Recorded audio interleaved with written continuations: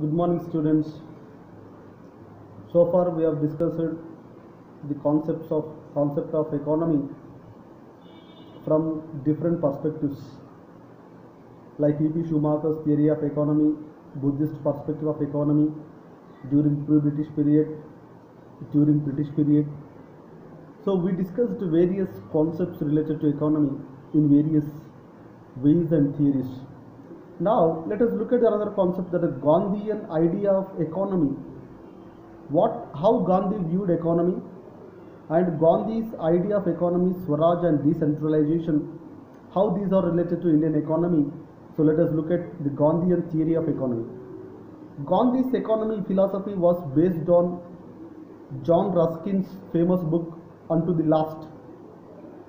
From this, he derived certain principles like that the good of individual is contained in the good of all, and the lawyer's work is as the same value with the barber's work.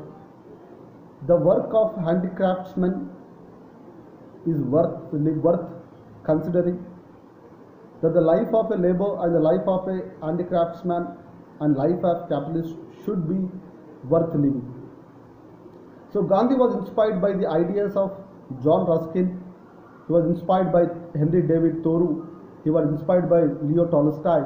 He was inspired by Kropotkin. And Tolstoy's principles of simplicity, asceticism, egalitarianism inspired Gandhi. And besides all these Western writers, he was also very much impressed by Indian scriptures such as Bhagavad Gita, Upanishads, Puranas, and he was also impressed by Indian writers like Kabir, Meera, and Guru Nanak. Then all these left great impression on Gandhi. So Gandhi's idea of economy are embedded in philosophy of life. Gandhian economists differs from mainstream economists in certain aspects. Gandhi gave much importance to community, family stability should have priority. He said community and families should have priority. He rejects the more is always better principle. He emphasized on consumption of more than enough creates problems. He emphasizes on better quality of life rather than higher living standards of life. And Gandhi viewed life as a whole, not in its isolated compartments. According to Indian scriptures, there are four aspects of an individual's life, that is Artha, money, Kama, desire, Dharma, righteousness, and Moksha, liberation. All these aspects are interrelated, and therefore all of them should be harmoniously developed. Money is required to satisfy the basic requirements of life. However, it is not the end in itself. The aim of life is to control desires and transform through righteousness into liberation. According to him, true happiness lies in all-round development of human beings' personality and in living a full-fledged life. He outlined some of the principles to build idealistic society. He said they are humanism. He outlined some of the principles. They are humanism. He gives much importance to humanism. So humanistic perspective should be developed in the people. The second one is simple way of living. So simple living is the simplicity is the ultimate perfection. And he also gives much importance to social justice, equal justice. Social justice is compulsory, is needed for the harmonious growth of a nation. He also emphasized on non-violence. Violence creates destruction, it leads to misery. So non-violence, love and cooperation.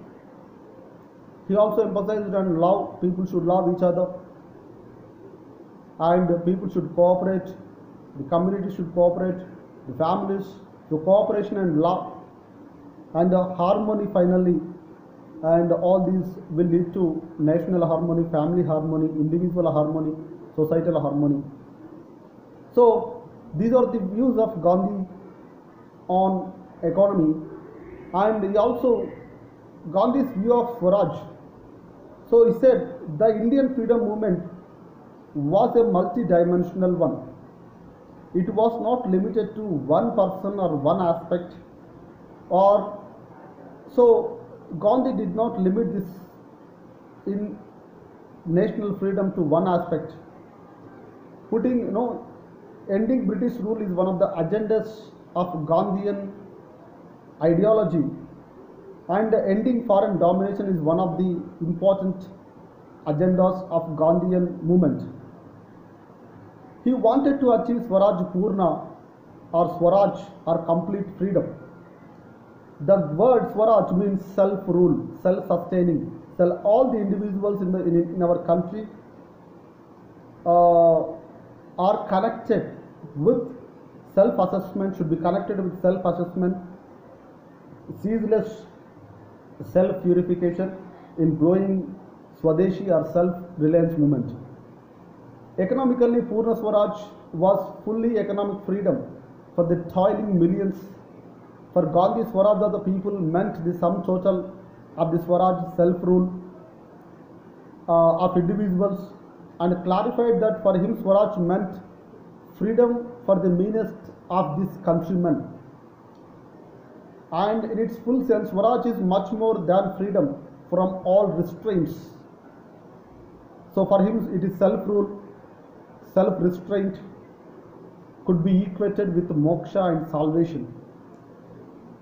He compared Swaraj with patience, perseverance, ceaseless toil, courage, intelligent appreciation of the environment, organizing ability, services of villages, national education, concentration, mobilization, empowerment, acquisition of the individual capacity and political independence. All these are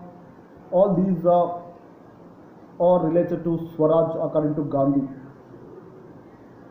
Gandhian concept of decentralization. Gandhi's greatest contribution to the society or to the social thought of the century is perhaps his insistence on decentralization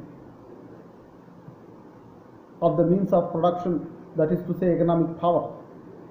It is desirable to go for decentralization because the capitalism emphasizes an accumulation of industrial products or raw material. So according to Gandhi, the industrial production has to be decentralized. In order for capitalization, India is one of the largest populated country. The foreign markets are required for capitalist society. Therefore, Gandhi he replaced with decentralization. He said decentralization is a cherishable goal for Indian economy, and Gandhi's theory of decentralization was the keen and almost prophetic insight into the numerous political, social, cultural, economic ills of the current age. And he also emphasized that the large-scale industrialization is at the base of the centralization of political power in the few hands. It is in the very nature of large-scale industries to centralize economic power in the hands of few individuals. Under capitalism, the power comes to be concentrated in the hands of individual capitalists, and under socialism it is arrogated by managers, technocrats and bureaucrats. So that's the reason why Gandhi he replaced capitalism by decentralization, so that would help in economic harmony and growth in the society. Thank you.